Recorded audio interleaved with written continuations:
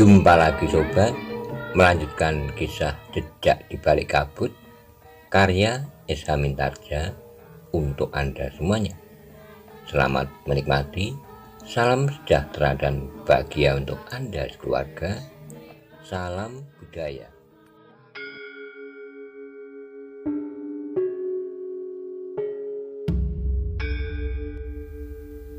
Pada episode sebelumnya dikisahkan, setelah Wijang dan Repak Rembulung mengobati lawannya yang terluka dan ditinggalkan oleh kawan-kawan, Repak Rembulung berusaha menasihati Wijang dan Paksi agar tidak melanjutkan keberadaannya di tengah-tengah keadaan yang hitam.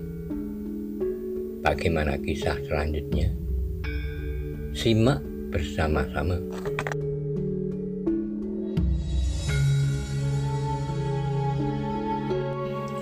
Aku sudah mengira bahwa kau akan mengikuti keberadaan kami dalam dunia kami sekarang ini, jawab Pupus Rembulung. Kami memang tidak akan dapat ingkar bahwa kami telah tenggelam dalam dunia yang pekat ini. Justru karena itu aku dapat mengatakan bahwa sebaiknya kalian mencoba melihat kepada diri kalian sendiri. Apa yang sekarang sedang terjadi atas diri kalian? Seandainya kami masih semuda kalian, maka kami akan berpikir ulang untuk menerjuni dunia seperti yang kami rambah sekarang. Tetapi kesadaran kami datang terlambat. Karena itulah aku ingin memperingatkan kalian agar kesadaran kalian tidak datang terlambat. Wijang dan Paksi saling berpandangan sejenak. Namun kemudian Wijang pun tertawa, katanya, "Kalian berdualah yang aneh. Kalian sebaiknya menasihati diri kalian sendiri." Tapi Pupus Rembulung tertawa pendek, katanya, "Baiklah anak muda, segala sesuatunya memang terserah kepada kalian sendiri. Apakah kalian juga akan menjadi seorang petualang seperti kami? Seperti orang-orang Tegalarang, Umbul Telu, dan barangkali aku juga dapat menyebut Gua Lampin atau Resi Sapu Geni, atau seorang lurah prajurit. Hari depan kalian adalah milik kalian sendiri, bentuklah menurut selera kalian." Wijang termangu-mangu sejenak, sementara Paksi justru dia membeku. "Sekarang biarlah aku melanjutkan perjalanan. Sekali lagi aku mengucapkan terima kasih atas dua hal. Pertama, kalian telah membantu kami karena kalian tidak mau melihat pertempuran yang tidak adil. Kedua, kalian percaya bahwa Pangeran Benowo tidak berada di tengah kami," berkata Pupus Rembulung. Wijang tidak menyaut, sementara Repak Rembulung berkata, "Semoga kalian tidak bertemu dengan Pangeran Benowo." "Kenapa?" "Akibatnya tidak akan baik bagi kalian berdua." "Kenapa?" "Berhasil atau tidak berhasil, pengaruhnya akan sangat buruk bagi kalian berdua. Kalian takut aku berhasil menangkapnya lebih dahulu."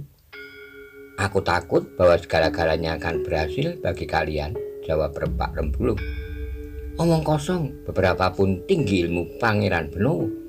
Tapi ya manusia juga seperti kami berdua akan dapat melumpuhkannya. Jika kalian berhasil, maka pengaruhnya pun tidak akan kalian buruknya." "Maksudmu?" "Kalian tidak akan pernah hidup tenang. Kalian akan diburu oleh orang-orang yang menginginkan cincin itu. Apakah cincin itu masih tetap ada pada kalian atau tidak? Termasuk Aryo Wisoko. Di samping itu, keluarga istana yang kehilangan pangerannya akan memburu kalian seperti memburu tupai. Apakah hal seperti itu tidak terjadi pada orang lain? Pada kalian berdua misalnya, seandainya kalian berhasil menangkap Pangeran Benowo. Hidup kami sudah kami pertaruhkan. Nama kami sudah terlanjur dilengkapi lumpur. Tetapi kalian belum. Kalian masih muda dan berhari depan panjang. Jika kalian sendiri tidak menjerumuskan diri ke dalam kesulitan sehingga umur kalian menjadi pendek, kalian masih mempunyai banyak kesempatan untuk membentuk diri sendiri.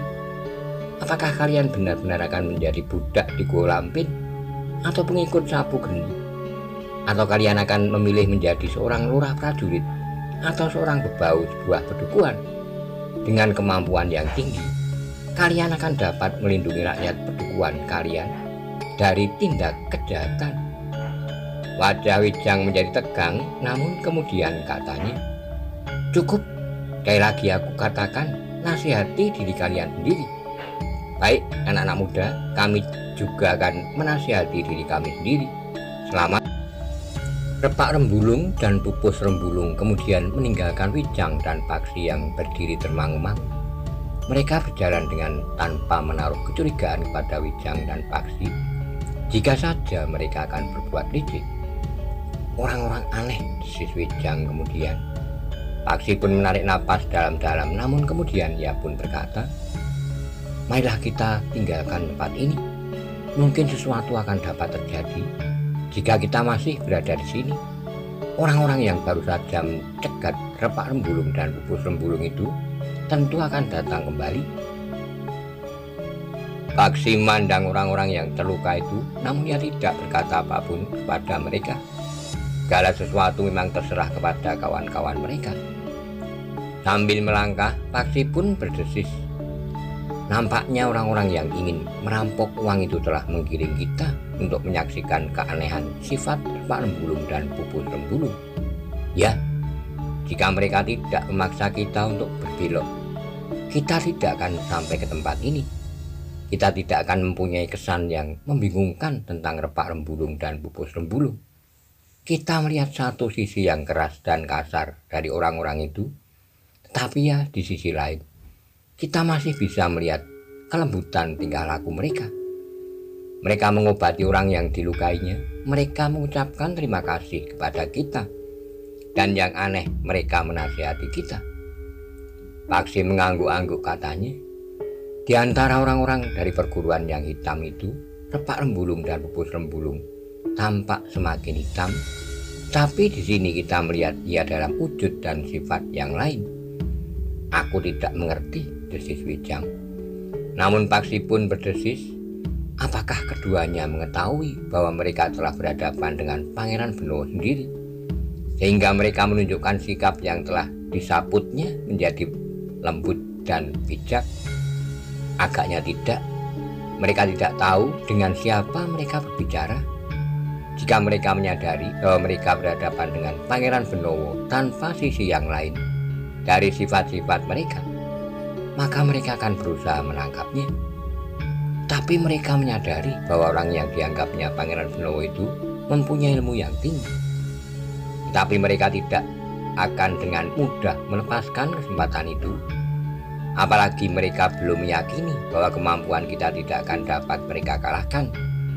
Mereka hanya sempat melihat bagaimana kita bertempur tanpa mengenal ilmu kita yang sebenarnya. Paksi mengangguk-angguk. Keduanya pun berjalan semakin menjauhi medan. Tapi mereka tidak berniat untuk mengikuti Repak Rembulung dan Pupus Rembulung. Namun sambil berjalan di antara gerumbul-gerumbul perdu, mereka masih saja membicarakan kedua orang suami istri yang aneh itu. Dalam pada itu, terik matahari di hadapan mereka membentang hutan yang membujur panjang. Sedang di arah lain, sawah yang bersusun nampak hijau, ditumbuhi batang padi yang subur. Nampaknya itu bukan sekedar sawah tada hujan. Air yang jernih mengalir di parit-parit yang terjadi secara alami, menuruni kaki Gunung Merapi, sehingga sawah yang tersusun itu tidak akan kekurangan air di segala musim. Dalam pada itu, Wijang dan Paksi pun merasa bahwa mereka harus menjadi semakin berhati-hati. Mereka sudah mulai bersinggungan dengan orang-orang yang memburu mereka, terutama Pangeran Benowo. Meskipun ia masih belum dapat dikenali oleh orang-orang yang dikenalinya, namun keduanya mencemaskan bahwa pada suatu saat mereka tidak akan dapat menghindar lagi. Ketika hal itu mereka bicarakan, maka Wijang pun berkata, apa boleh buat? Aku sudah mengambil keputusan untuk mengambil pengembaraan ini. Meskipun tujuanku semula masih belum dapat aku lakukan dengan baik. Apakah keadaan Istana Pajang demikian menjemukan bagi pangeran, sehingga pangeran segan untuk pulang? Pertanyaanmu aneh, Paksi. Bukankah sudah aku katakan, Jika aku pulang membawa cincin ini, maka cincin ini akan hilang. Selebihnya dari mana aku dapat melihat kehidupan yang sebenarnya dari masyarakat Pajang jika aku tetap berada di istana? Tapi apakah kejemuan pangeran di istana itu bukan satu dorongan yang kuat bagi pangeran untuk meninggalkan istana? Ya, bukankah hal itu juga sudah pernah aku katakan kepadamu? Tapi sudahlah, kita akan meneruskan pengembaraan kita. Paksi pun kemudian tidak bertanya lagi tentang niat Pangeran Benowo untuk melanjutkan pengembaraan. Bahkan sebenarnya Paksi memang berharap agar Pangeran Benowo mengambil keputusan yang demikian, sehingga ia akan mendapatkan kawan dalam pengembaraan itu. Namun yang kemudian justru bertanya adalah Pangeran Benowo. Paksi, bagaimana dengan kau sendiri? Apakah kau tidak berniat untuk pulang? Jika kau ingin membawa cincin bermata 3 itu, bawalah, berikan kepada ayahmu. Apakah benar ayahmu akan menyerahkan kepada Ayahanda Sultan atau tidak? Aku tidak mau bermain-main dengan benda yang sangat berharga itu. Jika main itu berakhir buruk, maka aku akan menyesal. Wijang tersenyum, namun ia pun bertanya, berakibat buruk apa maksudmu? Jika ayah tidak mau menyerahkan cincin itu ke istana, maka akibatnya akan sangat buruk baginya. Wijang justru tertawa, katanya, kau teringat kepada kedua orang yang menginginkan cincin itu? Ya, pangeran telah membuat aku berdebar-debar ketika pangeran menyerahkan cincin itu kepada mereka. Dan kau cemas bahwa aku akan memperlakukan ayahmu seperti mereka? Tentu tidak mungkin, Paksi. Kau tentu akan marah dan kau tentu akan membunuh aku. Mungkin aku dapat membunuh pangeran jika tangan dan kaki pangeran diikat lebih dahulu dengan janget kinatron. Wijang tertawa, suaranya lepas menghambur menggetarkan udara lereng gunung Merapi itu. Tetapi lingkungan itu ternyata sepi, tidak ada seorang pun yang mendengar suara tertawa Pangeran Benowo. Keduanya kemudian berjalan terus, namun mereka belum menggeser arah untuk menemukan jalan yang lebih baik. Dari sebuah padang yang banyak ditumbuhi gerumbul-gerumbul perdu, yang bahkan kadang-kadang semak-semak berduri. Ketika mereka menemukan sebuah jalan, maka matahari telah condong ke barat. Cahayanya masih terasa menyengat kulit. Namun keduanya berjalan terus meskipun tidak terlalu cepat. Namun tiba-tiba Wijang pun berkata, nampaknya di depan itu sebuah pedukuhan yang cukup besar. Ya, Paksi mengangguk-angguk. Kita akan singgah, apakah kau tidak lapar? Paksi tersenyum, namun Wijang pun berkata dengan nada tinggi, kau tentu tidak lapar. Aku juga sudah lapar, jawab Paksi. Kenapa kau tidak pucat? Apakah kau juga pucat?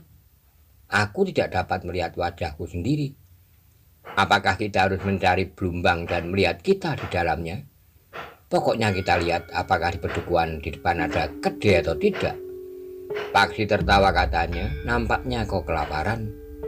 Wijang mengangguk sambil menjawab, aku tidak pernah merasa kelaparan seperti sekarang. Aku tidak tahu kenapa. Keduanya pun kemudian percepat langkah mereka memasuki pedukuhan depan mereka.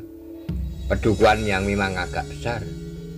Demikian mereka masuki regol pedukuhan, maka keduanya pun yakin bahwa di dalam pedukuhan itu tentu terdapat kedai yang memadai.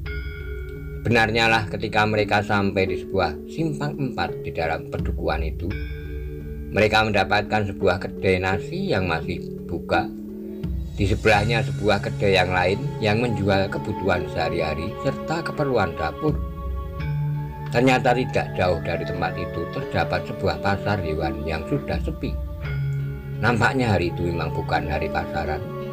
Meskipun demikian, di sebelah pasar itu justru masih nampak kesibukan perdagangan. Agaknya pedukuhan itu adalah penghasil kelapa dan gula kelapa yang cukup besar, sehingga di sebelah pasar hewan itu terdapat 3-4 pedati yang sedang memuat kelapa dan gula kelapa. Dengan demikian maka tempat itu masih terhitung ramai meskipun matahari sudah menjadi semakin condong. Kedai yang masih dibuka itu masih juga dikunjungi beberapa orang, sementara itu kedua kedai yang lain agaknya sudah lebih dahulu tutup. Wijang dan Paksi kemudian memasuki kedai yang masih dibuka. Mereka segera mencari tempat sudut sehingga mereka tidak akan merasa terganggu oleh mereka yang keluar masuk kedai itu. Hati-hatilah dengan kampilmu, desis Wijang. Nanti ada orang yang menginginkannya lagi. Paksi mandang ke sekitarnya. Kedua orang duduk di sudut lain, 3 orang dekat pintu dan 2 orang lagi justru duduk menghadap ke tempat pemilik kedai itu, menyiapkan pesanan-pesanan para pembelinya. Sejenak kemudian maka Wijang pun telah memesan minuman dan makanan bagi dirinya sendiri dan bagi Paksi. "Hei, kau pesan apa untukku?" "Pokoknya kita memesan minuman dan makanan yang sama, nasi pecel, telur rebus, dan ikan goreng." "Ikan apa?" "Apa saja yang ada, gurame, lele, sepat, atau bahkan water." Paksi menarik napas dalam-dalam, tapi ia tidak menolak. Ia juga senang makan nasi pecel, asal tidak terlalu pedas. Ketika kemudian Paksi menikmati pesanan itu, maka tiba-tiba saja Wijang menggamitnya, katanya, "Berhati-hatilah, nampaknya ada orang yang memperhatikan kedatangan kita." "Dari mana kau tahu?" "2 orang berhenti depan pintu, nampaknya mereka memperhatikan kita berdua, berbisik-bisik dan kemudian pergi." "Kita nikmati saja minuman dan makanan ini lebih dahulu," jawab Paksi. "Aku setuju," jahut. Namun ketika Paksi menghabiskan 1 mangkok nasi, ia merasa cukup kenyang. Karena itu ketika Wijang menambah lagi, Paksi menggeleng, katanya, "Aku belum lapar sekali, bukankah tadi kita sudah makan?" "Aku tidak ingat lagi, yang penting aku harus makan karena aku lapar." Paksi tersenyum. Sebuah pertanyaan timbul dalam hatinya. Apakah di istana Pangeran Benowo dapat makan senikmat itu? Berapa saat kemudian keduanya pun sudah selesai. Wijang mengelus perutnya sambil berkata, "Kau benar, Paksi. Ternyata aku merasa terlalu kenyang. Belum lagi jika kau habiskan wedang, serai, serta beberapa potong makanan yang disediakan itu." Wijang menggelengkan kepalanya, katanya, "Kau ingin perutku meledak?" Paksi tertawa, namun suara tertawanya pun patah ketika ia juga melihat 2 orang yang bergeser ketika ia mengangkat kepalanya. "Aku melihat mereka," desis Paksi tiba-tiba. "Mereka siapa?" "2 orang yang tadi kau lihat," jawab Paksi. Namun tiba-tiba saja wajahnya nampak tegang, katanya, "Rasa-rasanya aku mengenal mereka." "Kau mengenal mereka?" bertanya Wijang dengan dahi yang berkerut. "Tidak-tidaknya salah seorang dari mereka." Wijang menarik napas dalam-dalam. "Sekarang giliranmu, aku kira mereka memperhatikan kau." Paksi pun kemudian bertanya, "Apakah kau tidak akan memesan apa-apa lagi?" "Kau kira perutku tidak akan pernah kenyang?" Paksi masih sempat tersenyum, kemudian bertanya, "Marilah kita tinggalkan tempat ini, mungkin di luar beberapa orang sudah menunggu kita. Kita harus mempersiapkan diri." Paksi pun kemudian membayar harga makan dan minum mereka sambil minta diri kepada pemilik kedai itu. Ketika keduanya keluar dari kedai, maka mereka pun memperhatikan keadaan di sekitar kedai itu. Beberapa orang memang nampak berjalan lewat jalan depan dan di sebelah kedai itu. Namun Paksi tidak melihat orang yang rasa-rasanya sudah dikenalnya itu. "Orang-orang itu sudah pergi," desis Wijang. "Ya, tetapi tentu tidak jauh dari kita." Keduanya pun kemudian melangkah meninggalkan kedai itu, sementara Paksi bertanya, "Kita akan pergi kemana?"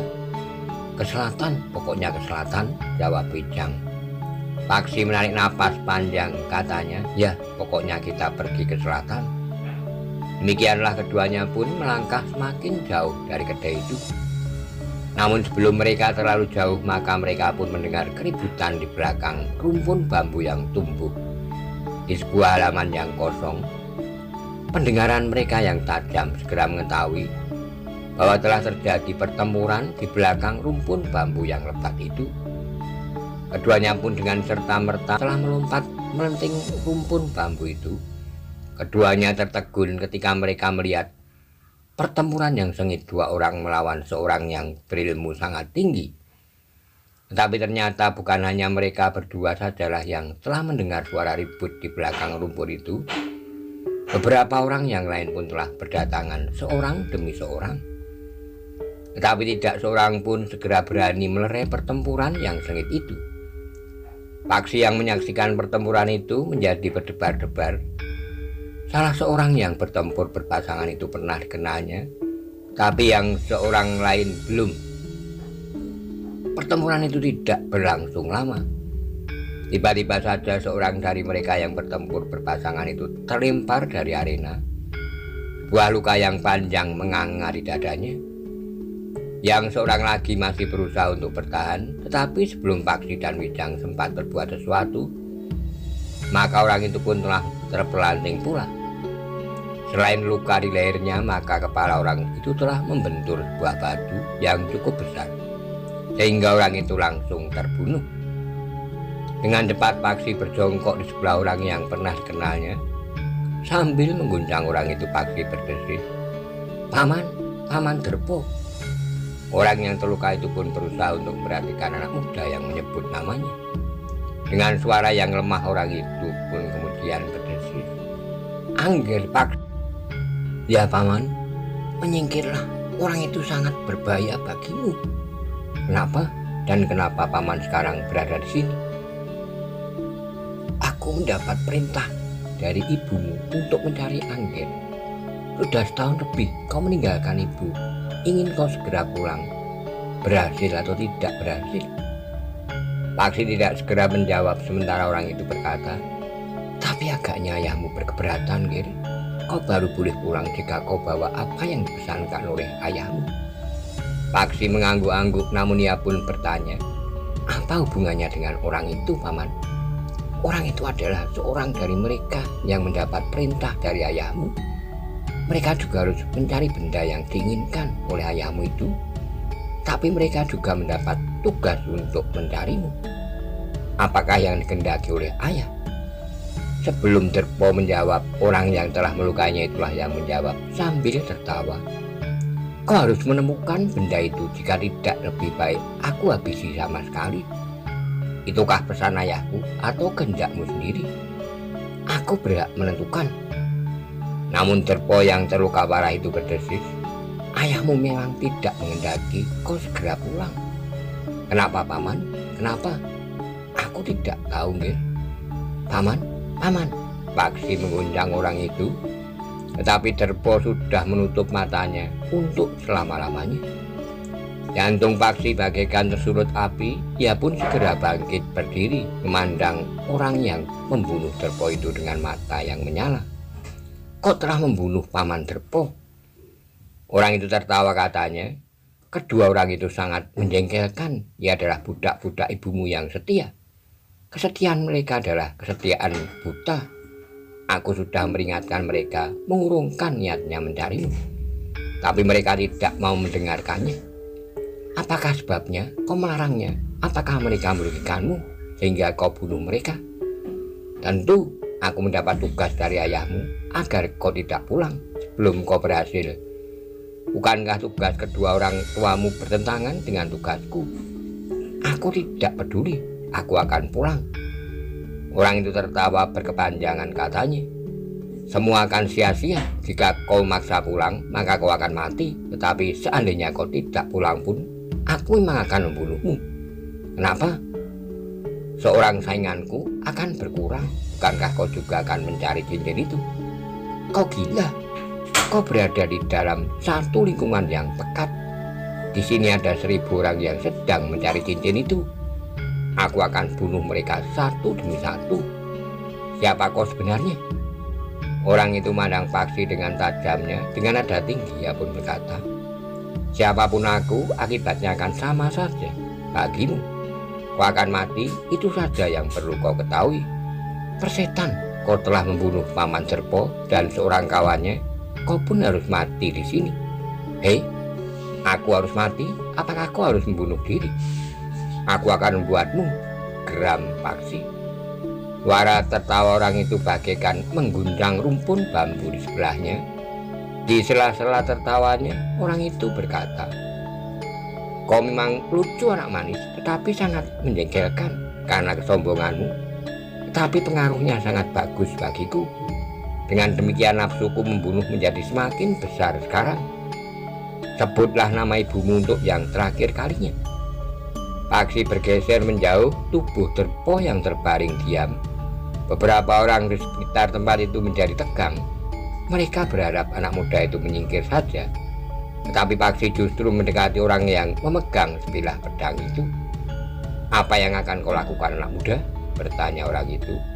Paksi pun menjawab dengan nada tinggi, "Sudah kukatakan, aku akan membantumu untuk membunuh diri." Orang itu tertawa semakin keras, katanya, "Kau bukan saja sombong, tapi kau sudah gila. Bukankah kau lihat bahwa aku dapat membunuh 2 orang yang diutus oleh ibumu mencarimu?" "Ya," jawab Paksi. "Lalu apa yang dapat kau lakukan?" Paksi justru melangkah mendekat, katanya, "Bukankah kepalamu masih belum sekeras batu hitam? Tongkatku ini akan memecahkan tulang kepalamu. Kesombonganmu sudah berlebihan, anak muda. Sudah waktunya aku membungkam mulutmu." Paksi sama sekali tidak menjadi gentar. Ia justru semakin mendekati orang yang telah membunuh.